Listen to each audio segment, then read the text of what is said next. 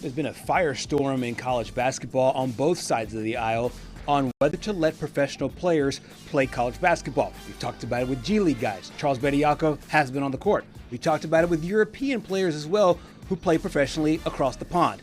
This might be one of the first times we see a guy who has NBA experience coming back into college basketball. Amari Bailey looking to return to college hoops. He has hired an agent. He has hired a lawyer to fight with the NCAA and try to return to college for one more season. Welcome to Southeast Sports Plus. I'm Gerhard Mathangani, joined by Patrick Walsh.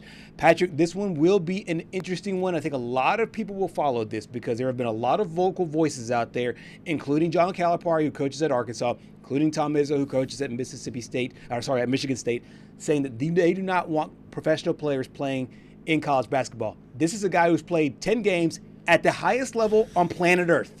And Amari Bailey is saying he wants to come back and play 1 year longer. How'd this land for you? Well. It was only a matter of time, I felt like, in my opinion. And when I heard about this news Friday evening, that's exactly what I said. I was like, with the whole Charles Bediako situation coming back, the lawyer obviously, or the judge recused himself. So we should be getting a resolution here in the coming days. I believe the next hearing is set for in, I believe, 2 or 3 days from now. Yeah. If I'm not mistaken. So we should get some clarity on his future. We had talked about that situation. We both obviously thought that, hey, like, is this really what we want the NCAA to become? And in the back of my mind, I was sitting there thinking, I jokingly threw out, hey, should Sears come back and play?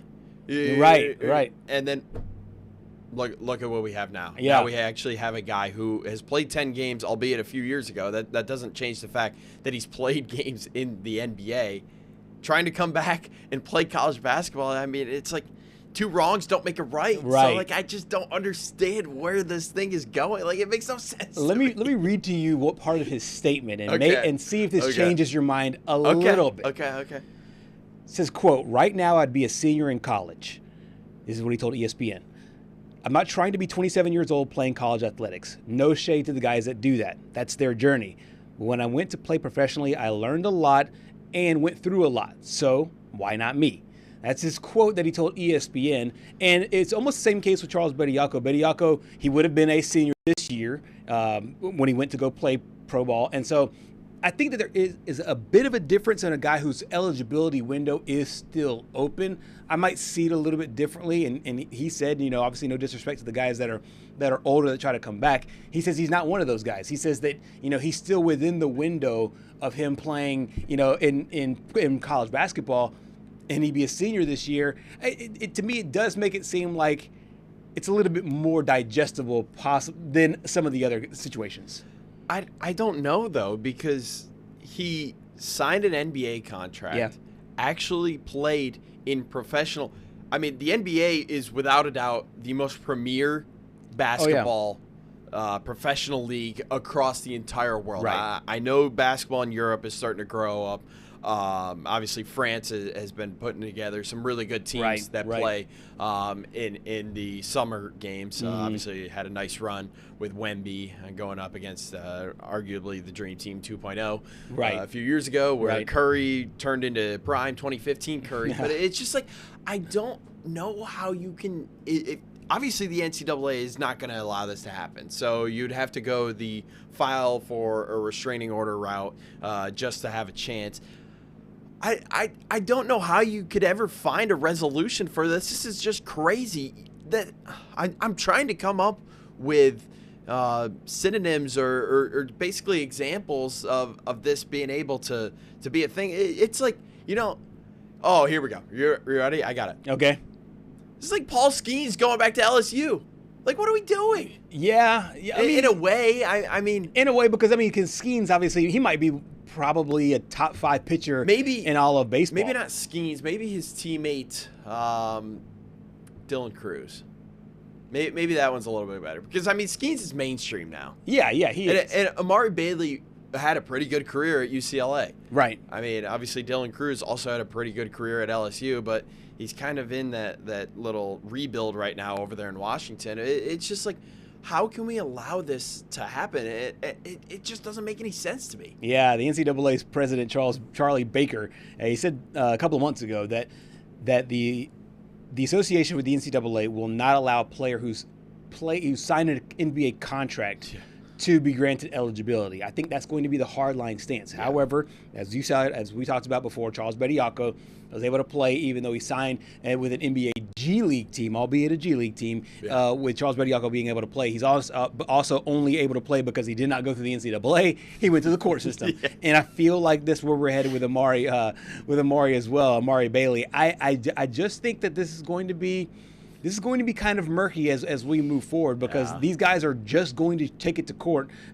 despite what they do in basketball's highest level. I mean, is that truly the loophole that we're going to see moving forward? Because obviously we've seen the NCAA cannot enforce any of its rules. Right. As much as they want to threaten legal action and suspension and vacating wins and all of that, like what are they going to do?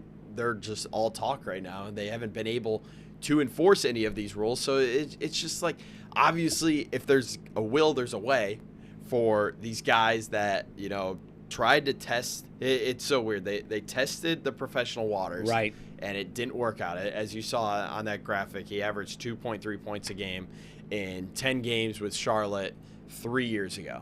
Right. And now we're starting to see him basically be like, as you mentioned, he's 21 years old. He's still within the framework of most of these college athletes, trying to go back. And I also saw that he said that he wants to, change his image of how people perceive him. It just, there's a fine line. If you want to go and change your image, why don't you go and play in the G League? Right. Go and get your stats up. I mean, we're starting to see that with Bronny James. Bronny James is doing so well in the G League. A lot of people thought he left USC a little bit early. Right. In my opinion, I think he might have left USC a little bit early, but when your dad's LeBron James, I mean, anything goes. Sure. But it's just, I don't think trying to go back to college basketball is really the way, because you see all of these NBA scouts and these NBA GMs, they draft mostly based off of age. They like the younger guys because they have more time to develop. Right. And as you get older, you start to run the risk of more injuries and stuff like that. It's just a weird situation. I find it interesting too, the teams that have done this, that have gone this route. Alabama with Charles Bediako, what do they need? They need an inside presence to be able to get that to the next level. There you see some of the guys that have NBA or G League ties in college basketball this season. Of course, Charles Bediako, probably the one that's the most well-known considering his situation. You have a guy at Baylor, a guy at Santa Clara, and as well as a guy over at BYU. So this would be another interesting wrinkle as it relates to it. But Alabama needed a big man, and Alabama was kind of on the outside looking in as far as the upper echelon of the SEC. UCLA right now is 15-7. They're 7-4 right now in conference play there in the Big Ten. He could help this team a lot as they move forward, which I find that part interesting as well, where the teams that are entertaining it, so to speak, and he hasn't said that he wants to come back to UCLA specifically, he wants to go back to college basketball, one would think is going to be UCLA. Yeah. I just find it interesting, though, it's the teams that could use the extra talent. It's not Arizona that we're talking about. It's not Michigan that we're talking about. We're talking about the teams that are right there on the outside looking in. I mean, college basketball is already basically the minor leagues for the NBA. I mean, college sports in general are just the minor leagues for the NBA at this point. So it's almost like, calling up Joe Flacco and being like, hey, I need a quarterback. And if you're the Browns, this is a perfect example of what happened a few years ago when Joe Flacco led the Browns into the playoffs and had a playoff appearance against the Texans. So it's just like, you can't really fault these guys for trying, but it's just so embarrassing that this is even like a thing. Right. Like that's just my whole thing about it. Yeah, it will be interesting to see if he does return back to college basketball. But the team he's looking to go to, UCLA, they just lost to Indiana. Yeah. They're now 17-4, I believe, or 7-4 right now in the Big Ten. After that loss, it's obviously a proud basketball program. With the likes of Bill Walton, the late great Bill Walton, Kareem Abdul-Jabbar, and several others who've walked through that program and gone through those buildings. And I haven't heard this yet, but I want to hear it. They're apparently the coach so far of the Bruins had something to say after that big game. And you dubbed this on our show rundown as possibly the best soundbite of the year. Yeah, I don't know about the best soundbite of the year, but it's just one of the funnier ones just because, he was so heated about his team's defense and just the lack thereof against Indiana. We deserve to lose. We went through a stretch where we were pouting and letting one shot affect the next shot. We couldn't score for a long time. That's how we got down 10, missing wide open shot after wide open shot because we act like somebody stole our favorite toy and we're a 3-year-old. Our defense was awful all night for the most part. Our defense was awful all night. We went over that play 5 times yesterday at the end of practice, 5 times last night, and 5 times this morning. We showed that play on film 10 times in the last 2 days. Of course, my staff told me it was our ball. I just watched it. It sure looked like it was off Indiana's elbow. I just watched it. Now, I'm watching it on a small iPad, but I watch it one time. I don't know. That is hilarious. It's the second time we've heard a coach reference kids. First it was John Calipari talking about going back to 8th grade basketball, and then now Mick Cronin is like, hey, we act like we're a 3-year-old and somebody just stole our toy. I mean, you look at this, as you mentioned, this is a proud program in UCLA, and obviously they expect to win. The guys over their counterpart there, USC, also a proud basketball program. Yeah. They expect to win. It's been a rough few years. It seemed like ever since Johnny Juzang left UCLA, they've just been unable to get back to where they were. And obviously, you mentioned as well, it's always the teams that need the help that go out and search for it. And they could definitely use some good guard play moving forward. Alabama needed a guy that would go up and get some rebounds. They got that in Charles Bediako, but is it working out for them? Not really, because I think they're 1-2 in games that Charles Bediako plays. And obviously UCLA just isn't really where they want to be right now. But let's just, since we like to play hypothetical here, if Amari Bailey were to get that temporary restraining order and actually play in a game, what do you think the punishment should be? Because they're going to get a punishment at some point, because this is definitely getting out of hand. Yeah, I think that they would possibly vacate the wins. I think if you do that, though, you're going to have to do that across the board. Yeah. For all these guys, you had a great graphic of the guys that have NBA or G League players that are on their teams. What would this mean for Baylor? What does this mean for Santa Clara? What does this mean for BYU? I think if you do it with one, you're going to have to do it across the board. And I don't know I think it's a slippery slope if you start to punish people. But the only thing I have to say about that is, I mean, Amari Bailey's played in NBA games. The other guys haven't. They've just played in G League games. But what do you consider? So that's the thing. Because it is such a gray area, what do you consider professional basketball? Do you consider it? Where does that cutoff line begin? Because if you play in G League games, the G League is subsidized by the NBA. The European leagues, those are subsidized by those whatever countries that own those leagues.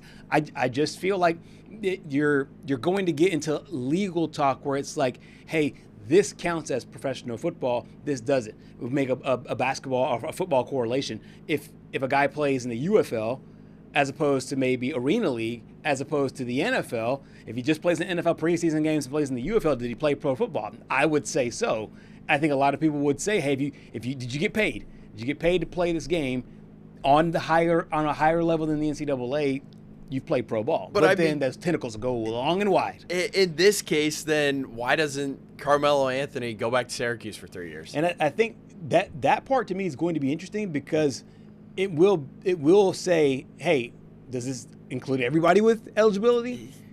But see, Amari Black and Bediako, they fall in this interesting category where had they not gone pro, they would still be in college. Yeah. And so their eligibility window is still open. They're 5 years to play 4. You know the consequences, though, when you sign with an agent and declare for the draft. That is purely stated in the rules. So I just don't understand why, they're trying to play this role where it's like, okay, you know, I want to come back to college basketball, but I fully knew what I was signing up for when I declared for the draft. That's why I'm just trying to make sense of like what's going on, because they don't tell me that they didn't know. They didn't know. Like, I don't want them to come out and be like, oh, you know, I didn't know or anything. They definitely knew. And this has just gotten so ridiculous now.